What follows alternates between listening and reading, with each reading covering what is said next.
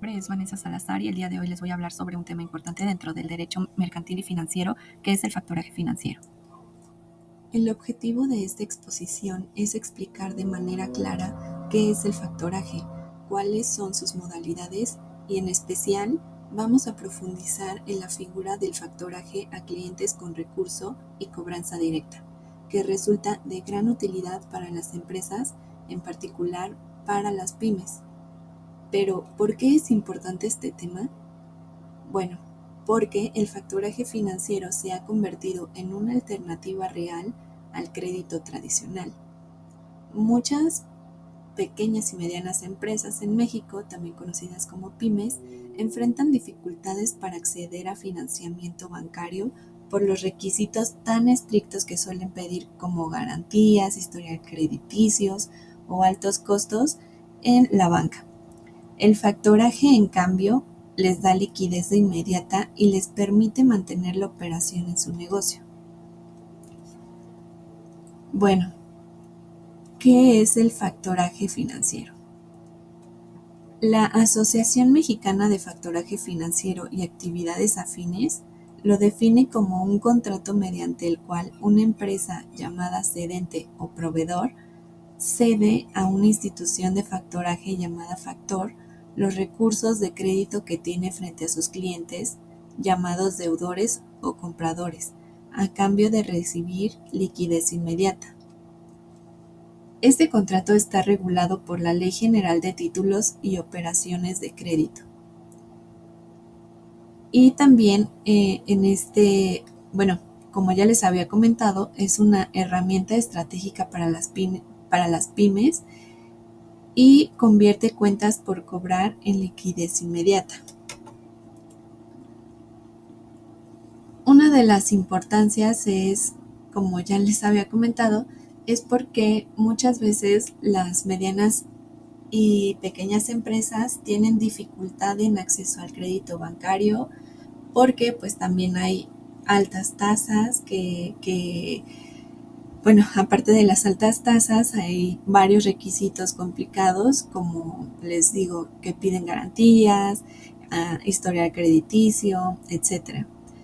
¿Esto qué hace? Pues el factoraje lo que da es un acceso rápido al capital y con esto permite la continuidad de las operaciones de estas empresas y por lo tanto su crecimiento. En este contrato intervienen tres sujetos principales, como es el proveedor o el cedente, que es quien va a vender el crédito. El segundo es el comprador o el deudor, que es el que debe de pagar en cierto plazo este factoraje. Y el tercero, que es el factor, es la empresa de factoraje que adquiere esos derechos de cobro. ¿Vale? Ahora vamos a hablar un poco de la historia y la regulación en México del factoraje financiero. En México el factoraje comenzó a tener presencia en la década de los 80, pero fue hasta 1990 con la reforma de la Ley General de Organizaciones y Actividades Auxiliares del Crédito cuando se reconoció formalmente y se empezó a regular. Desde entonces se ha convertido en un instrumento muy usado tanto por grandes empresas como por las pymes. Bueno, aquí podemos ver lo que ya les había explicado hace un momento sobre los tres sujetos principales en el factoraje, que es el proveedor, el cedente, que es el que vende a crédito, el deudor o comprador que debe pagar en un futuro, y el factor, que es la empresa de factoraje que otorga pues la liquidez.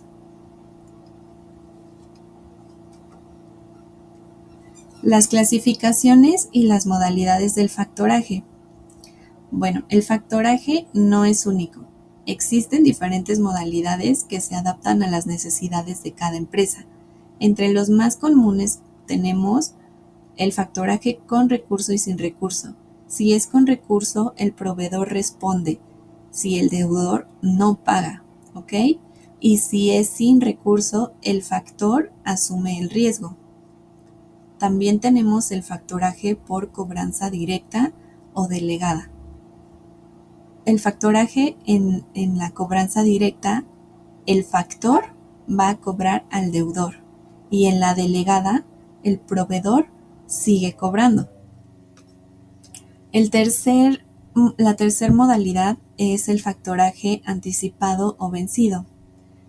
El factoraje anticipado, el anticipo se da antes del vencimiento de la factura y en el vencido se paga al proveedor hasta que el deudor liquide.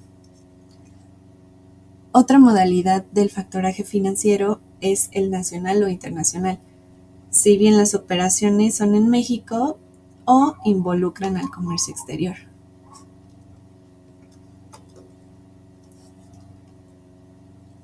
Muy bien. En este caso, vamos a enfocarnos en una modalidad muy particular, que es el factoraje a clientes con recurso y cobranza directa, ¿vale? Que es esta primera, recurso con cobranza directa, ¿vale? Ahora sí, ¿qué significa esta modalidad? El factoraje con recurso y cobranza directa funciona de la siguiente manera. El proveedor vende sus productos o servicios a crédito, ¿vale? Posteriormente, el proveedor cede al factor las cuentas por cobrar de sus clientes. Después, el factor entrega un anticipo que generalmente es como del 70 y 90% del valor de las facturas y retiene un aforo como garantía. Posteriormente, el factor notifica al deudor que ahora deberá pagar directamente a él. Llegando al vencimiento, el deudor debe de pagar directamente al factor. Si el deudor cumple, el factor liquida el saldo pendiente al proveedor, descontando comisiones e intereses. Pero si el deudor no paga, el proveedor es responsable de cubrir el importe. Esa es la diferencia clave. Al ser un recurso, el riesgo final sigue siendo, pues, del proveedor. ¿Vale? Y bueno, aquí como lo comento, si el deudor no paga, el proveedor responde.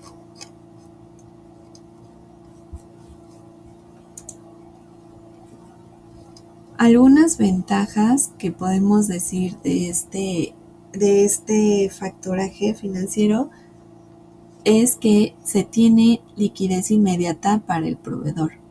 La segunda es que hay una mejor administración de su cartera y la tercera es la posibilidad de obtener descuentos con sus propios proveedores al pagar de contado.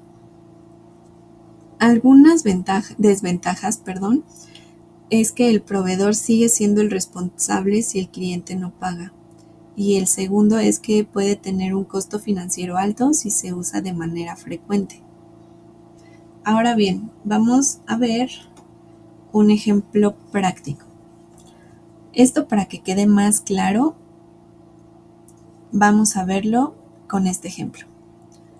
La empresa Maderas del Norte S.A.D.C.B. vende a crédito a Ferretería del Sureste S.A.D.C.B. una factura por 500,000 pesos con un plazo de 60 días.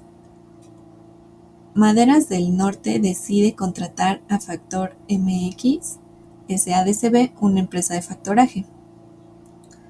Factor MX le entrega un anticipo del 85%, ¿vale? Es decir, de 425,000 pesos y retiene un aforo del 15% que equivale a 75,000 pesos.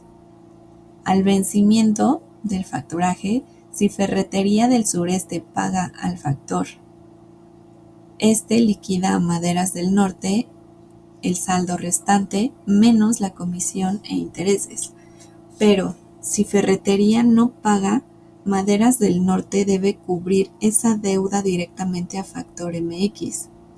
Este ejemplo nos muestra por qué esta modalidad es tan útil, pero también exige que las empresas evalúen muy bien la solvencia de sus clientes.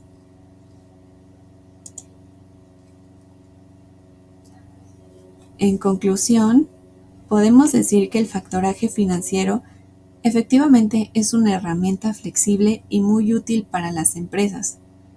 Asimismo, el factoraje con recurso y cobranza directa permite liquidez inmediata, lo cual es vital para la operación de muchas pymes. Sin embargo, también implica que el proveedor asuma el riesgo de impago, por lo que es indispensable analizar con cuidado la cartera de clientes antes de utilizarlo. En lo personal, considero que este tipo de figuras no solo representan un contrato mercantil, sino una estrategia de supervivencia y crecimiento para las empresas en mercados tan competitivos como el mexicano.